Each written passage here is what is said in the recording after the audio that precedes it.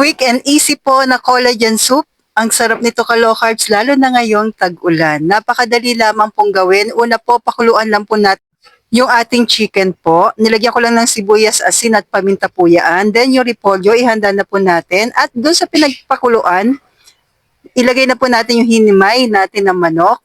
Then all-purpose cream. Out po kasi sa atin ng iba, kaya po ito po yung pwede sa atin. Heavy cream pwede rin naman po. Then hayaan lang natin kumulo at yung bovine peptides natin na collagen, 1 to 3 na po yan, 2 scoop na po from grindahan. Then yung ating repolyo at boiled egg, add na po tayo po.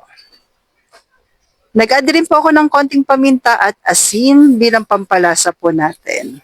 So, pakuluan lang natin saglit at meron ka na pong quick and easy po na bovine o sabihin natin collagen soup po. So, stay healthy, stay low carb po.